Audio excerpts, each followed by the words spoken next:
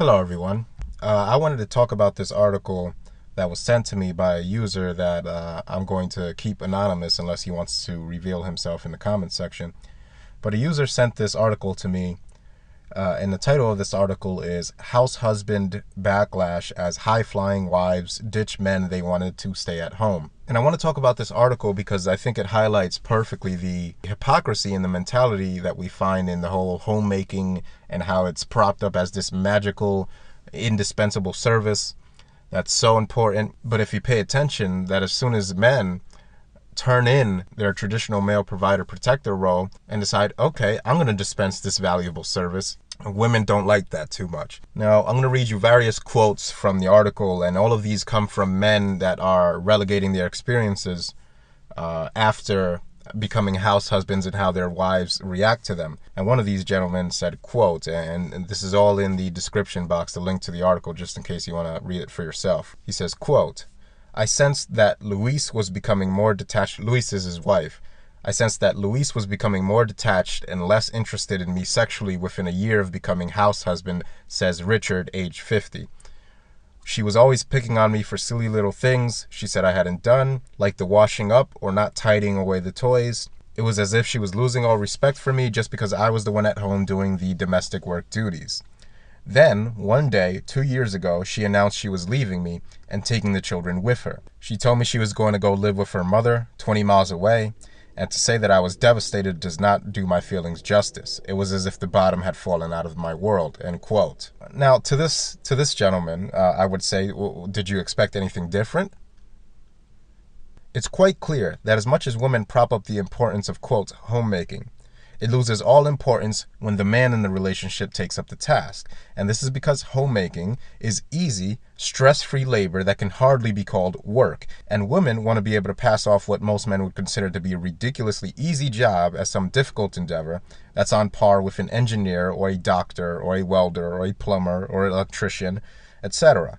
These men, whom society could not exist without, put in 50 or 60 or 70-hour work weeks habitually, and get home exhausted day in and day out.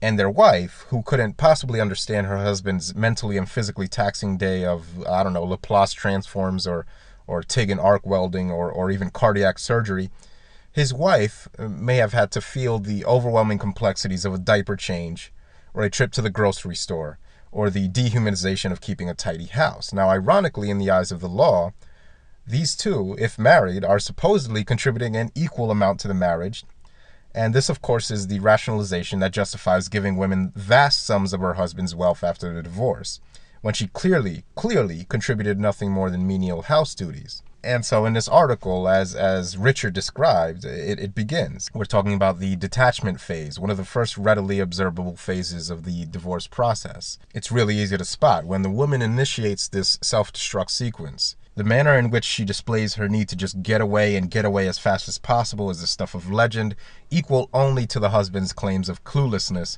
which are just as textbook in these situations. And part of you would think that men would learn, but every time it's, oh, my world is ending. Oh, I can't believe she's doing this. As if they haven't heard of women doing this in droves. I mean, do these men exist in a cultural vacuum somewhere that they don't hear about men being utterly and completely ruined in divorce? Are they just not paying attention? Perhaps what they assume, and this is just my opinion, is that because these men are stay-at-home dads, which makes them immune to the financial ravages of divorce, that they've escaped the destructive consequences of it altogether. As we'll see, this is hardly the case. The article continues by saying, quote, for 5 years, Richard from Watford had worked hard to become the perfect, quote, mother to their sons. Notice how this is referred to as becoming the perfect mother to their sons. This is the presumption of motherhood, of course, which we've talked about thoroughly in previous videos, but I just want to point it out where it shows up. But yes, it says, Richard from Watford had worked hard to become the perfect mother to their sons, Jack, who is now 9, and Edward, who is 7. But from the moment he gave up his job, Richard says Luis, aged 47, failed to see him as a man. The phenomenon of the house husband is an increasingly popular one, the article says, and the number of men deciding to become house husbands has increased by a staggering 83% since 1993. It says, according to recent figures from the Office for National Statistics, there are more than 200,000 fathers in the UK choosing to give up their careers and raise their children at home. And then the article says, but are the couples who go down this domestic route sowing the seeds of marital disharmony? It seems that in many cases, the rise of modern career women has had an unexpected and disastrous knock-on effect on many husbands who assume the traditionally female role. In short, having a man whose primary function is not as alpha male breadwinner but domestic drudge just ain't sexy. End quote. That's right, man. You see, your role is to be a breadwinner. That's what you exist for to society and women. You have no hopes, you have no dreams, you have no desires, you have no vulnerabilities. You aren't a human being to them, you see? It's been said here so many times before, and this article simply reinforces it, that men are here, according to women in society, to produce for women in society. And those words are particularly important for you to internalize here. Remember exactly what they said. I want you to memorize this phrase. Quote, in short, having a man whose primary function is not as alpha male breadwinner, but domestic drudge, just ain't sexy. Isn't it a beautiful thing to know how you're viewed by the world around you? You see, I'm not trying to end misandry. Ending misandry is impossible. It's like trying to persuade society to treat cars and airplanes as human beings. Airplanes exist to serve, and men do as well. At least that's what the expectation is according to society. And knowing that, what I find seriously disturbing and demotivating, and also kind of humorous, is the amount of men that are simply happy being viewed that way. I mean, common sense would tell you that if someone looks at you as something to be used and discarded after use, you should look at them with as much disdain and insignificance as they view you with. But instead, I've often heard men attempt to insult me for implying that if you do choose to be with a woman, importance, the most importance, should be placed on whether or not she's with you for you, instead of what bills of hers you can pay. Let that sink in for a moment. There are men in the manosphere that attempt to insult me for stating that a man should insist on verifying whether a woman is genuinely interested in them, as opposed to whether or not he can provide resources for her. And then these same men go and complain about losing money in divorce. It's incredible. It's incredible how enslaved some of these men are. Voluntarily enslaved, but enslaved nonetheless. But again, my friends, the words say it all. Not being an alpha male breadwinner just ain't sexy. And sexy to whom? To women, of course, who have no problems telling men directly that your sexiness is tied up in your ability to take care of her. How convenient. The article continues on saying, quote, divorce lawyer Vanessa Lloyd Pratt says that in her experience, the decision to allow the wife to be the main wage earner will have a detrimental effect on as many as half of these relationships, and that divorce statistics in these cases have risen by at least 5% in the past 2 years. She says, my warning would be to think long and hard about letting the man stay at home, she says. I know it's very trendy for the wife to be the breadwinner, but in my professional experience, this decision will strain the marriage. It may be fun at first to say, I have a house husband, but the wife will quickly begin to resent the fact that the man is not pulling his weight financially. And the question to be asked, of course, then, is whether or not should a working husband begin to resent his stay-at-home wife for not pulling her weight financially. Here's a bit of useful advice that men seem incapable of applying to women. Put zero stock in what women say, and react accordingly to what they do. I think the men's movement would be much better off if we started doing that the next time some woman pokes her nose into the manosphere telling us how to talk about women, while never actually telling women how to talk about men. Before we go back to this article, let's do a little thought experiment. Tomorrow, the blatant lie that feminists have been parading for the benefit of those they serve, that is women, tomorrow, the lie of 1 in 4 women will become victims of rape becomes a reality. And again, for the purposes of a disclaimer, this is a thought experiment only. Let's say, I don't know, something gets put in the water which causes men to rape women at the actual rate feminists falsely accuse them of. What you would see are women arguing for some kind of Orwellian police state in which men could be randomly put in concentration camps just for the crime of seeming a bit too rapey. Yes, it would be that bad. You'd have the National Guard patrolling American streets. It would get that bad. And in this hypothetical scenario, imagine men going up to women and saying, whoa, you're painting men with an awfully broad brush there. Rape is an act, men are a gender, blah, blah, blah. Would women be trying to hear that shit? Hell no, they wouldn't. The same women who demand that men in the manosphere not paint women with a broad brush in this scenario, would likely be right there with their sisters demanding that men accused of rape, even just accused of it, be indefinitely detained, no judge, no jury, or even worse. And we're supposed to watch millions of women divorcing men, taking money they didn't earn, depriving fathers of their children, and we're supposed to not generalize even when half of marriages lead to divorce? Really? Let's put it in perspective. Half of marriages end in divorce. Upwards of 90% of child custody is awarded to women. God even knows what percentage of women receive alimony and child support in comparison to men. But how many relationships or one-night stands or friends with benefits situations actually end in rape? Not to mention on top of this, that men generalizing women is harmless to women, other than the fact that women will no longer be able to steal our resources. Women generalizing men is extremely harmful to men, to the point where we can be unjustly jailed based on the whims or words of a woman. So again, men, pay attention to what women do and ignore what they say. And so going back to homemaking, the reason that I'm bringing this up is because women say that homemaking is important and vital and so on. But when we ask the lawyers fielding these house husband divorce situations, we see that in practice, women tend to resent their husbands for doing the same exact work they do. Which means, of course, that these women are lazy, they don't want to carry themselves, and they'd rather pay desperate men who are willing to slave away a huge portion of their lives at work with sex and household chores. To put this in perspective, let's calculate just how much actual time is devoted to providing for these women and their children. Let's take the standard work week of 40 hours, even though these men habitually work 50 or 60 or 70 hours a week, but let's just take 40. If the average work week of a man supporting his family is 40 hours a week, and we have the average age of retirement in America at 61 years, and we also have the average age of a first-time father at around 25, give or take a year or two for different demographics, then we have 61 minus 25 gives us 36 years of a man's life dedicated towards supporting children and a stay-at-home wife. There are 1,878.4 weeks in 36 years. 40 hours of work per year gives us 75,136 hours at work over the course of 36 years. Now, your average MGTOW, who only supports himself, obviously doesn't have to support women and children, and could reasonably shave off half or even more of that time spent at work, but we'll take half. And that gives him an extra 37,568 hours of free time during his lifetime. It's pretty staggering when it's all put in perspective, isn't it? 37.5 thousand hours of free time. It was Esther Vilar who said it best, I think, in her work, The Manipulated Man, when she said, quote, "Why else will a doctor who as a child liked to observe tadpoles in jam jars spend his life opening up nauseating growths, examining and pronouncing on human excretions? Why else does he busy himself night and day with people of such repulsiveness that everyone else is driven away?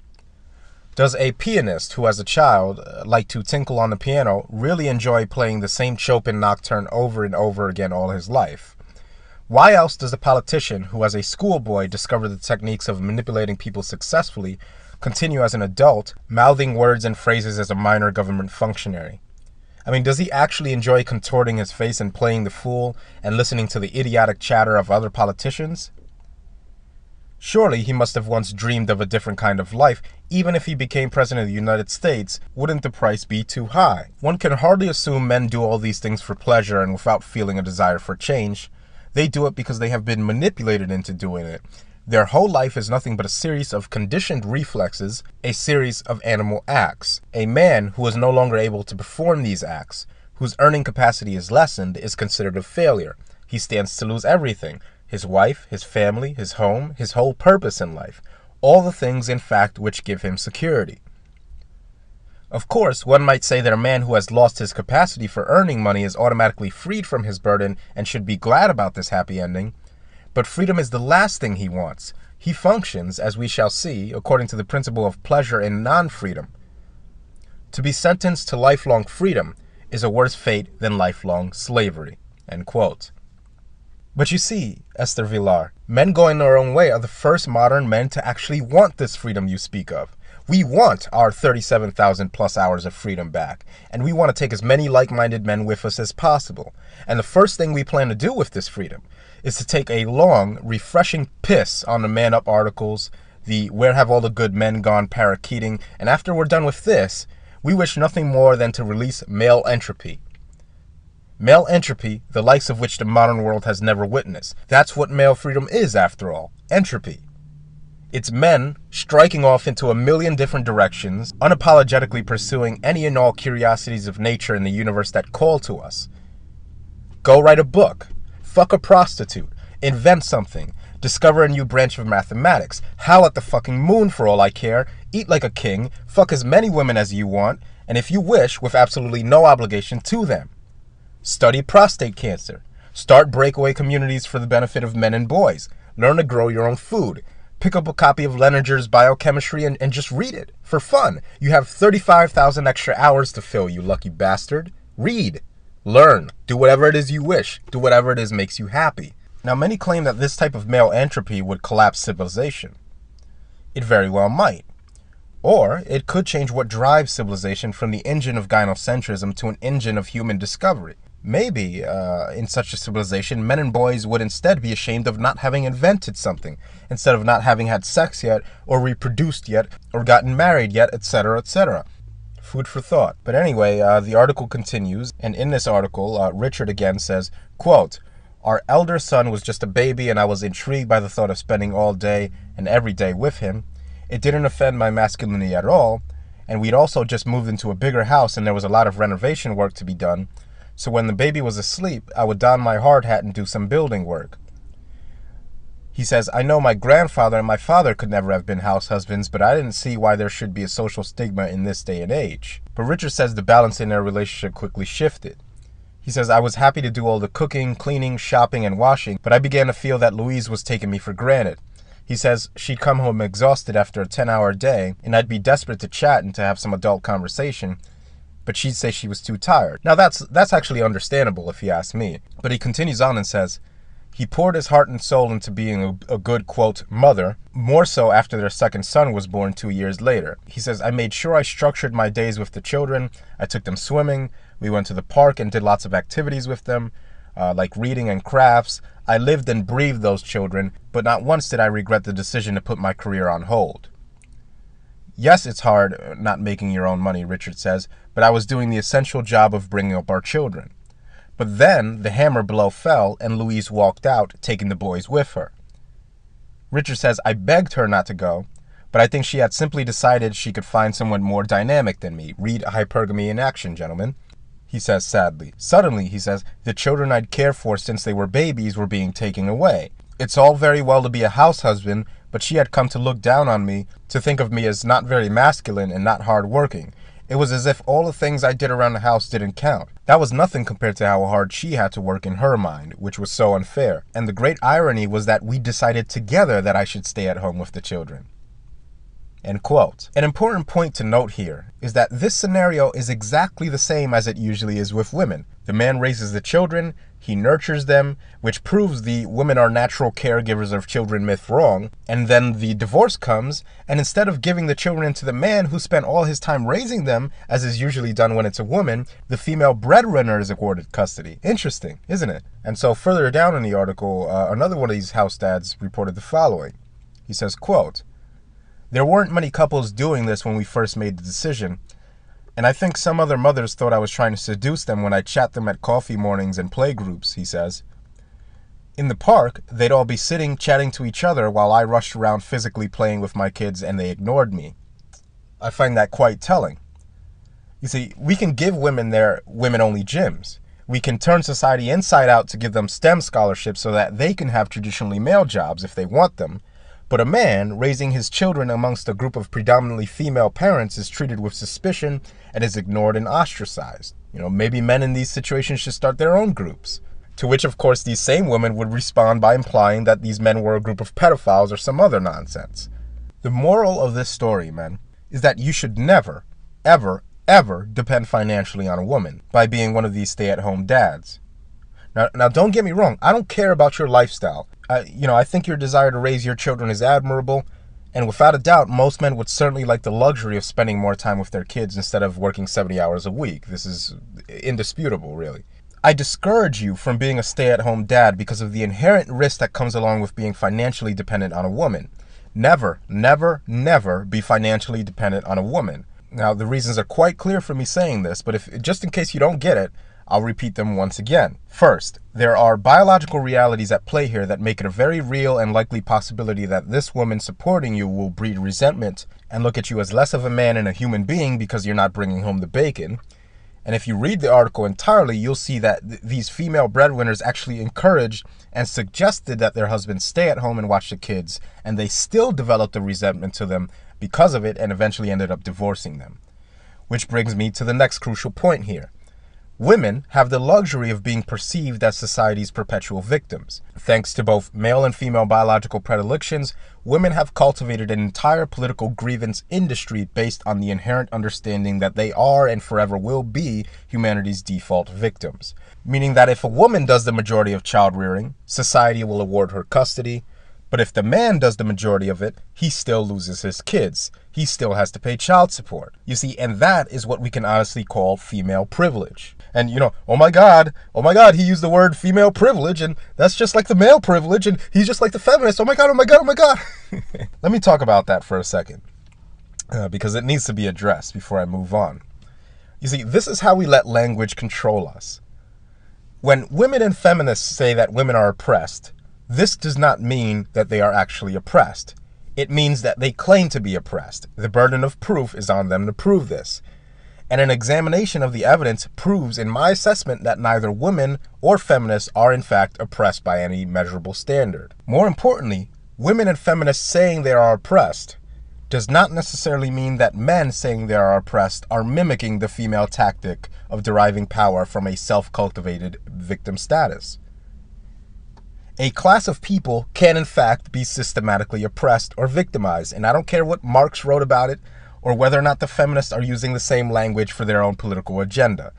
The fact, for example, that blacks at one point in history were targeted for slavery means that at this point in history, they were a group of people identified in this case by their race that were selectively targeted for enslavement, meaning they were in fact oppressed. So yes, men can be oppressed as a class. They can be victims. They can be victimized. And using the word victim or oppressed is not code word for being, quote, just like the feminists. I hope we're getting that, because I'm done allowing feminists or right-wing conspiracy weirdos to control the language I use. So again, the burden of proof for those that claim oppression is on them, and I'll gladly give you an example of just how men are actually victimized and oppressed. The following link in the description box talks about a man being jailed numerous times for failing to pay his wife's $78,000 a year alimony payment. That is a form of oppression. The man did not commit any crime. His only offense was the admittedly stupid act of getting married. And this is an example of a man being oppressed by the current supposedly just legal system in place merely for being a man who was married at one point in time. He is forced to pay money he earns to a woman he no longer has anything to do with, and that is a form of slavery. A form of slavery that is rewarded with another form of slavery, a trip to jail, if he fails to be a productive slave to his ex-wife, slave master. That, my friends, is why men can say they are victimized. That is why men can say they are oppressed.